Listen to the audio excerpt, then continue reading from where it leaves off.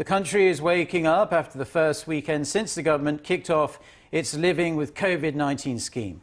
Yes, and last week, authorities eased restrictions on private gatherings and allowed cafes and restaurants to operate around the clock.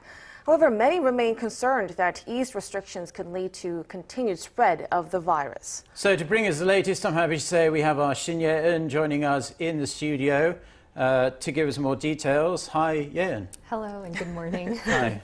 Well, Ye-eun, like I said a while ago, many have been worried about that the relaxed restrictions could, move up the number of new infections.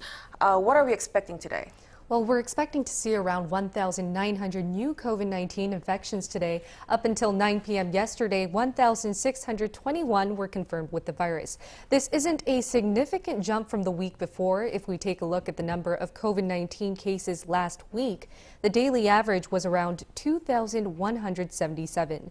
So though it's important to keep vigilant to contain the virus, we can also say South Korea is smoothly transitioning to its Living with COVID-19 scheme. So talking of a smooth transition then, as we all know by now, and as we reported all of last week, a lot of restrictions have been lifted substantially. But are we expecting any changes over the course of this coming week?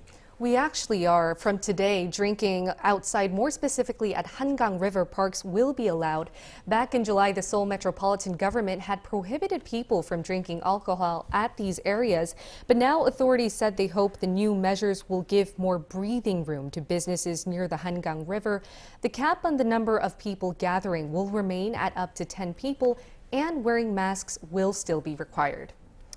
Well, yeah, another way to gradually return to normal is also, upping the number of vaccinated people.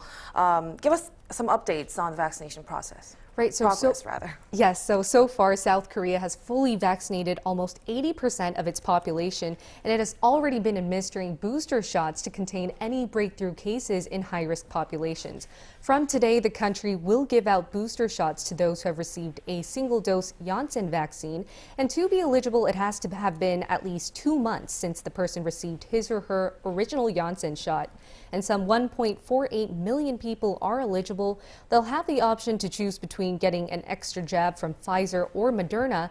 If the recipient is over the age 30, they can also receive another dose of Janssen. And authorities have decided to administer booster shots for Janssen recipients because a lot of breakthrough cases were reported among them. As a matter of fact, statistics from April to October show that those who still caught COVID-19 after being vaccinated were mostly those who had received a Janssen shot. Now, fortunately, vaccinations aren't the only way of dealing with the problem of COVID-19 anymore. We have these antiviral pills that are coming out. Merck last week had their pill approved in the United Kingdom, and other countries are considering ones by Merck and potentially another one by Pfizer. So just tell us more about these other options that are not related to vaccines. Right. So as you said, antiviral pills are being discussed as a new treatment option for COVID-19. And the hottest pills in discussion are those made from Pfizer called Paxlovid and Merck's Molnupiravir.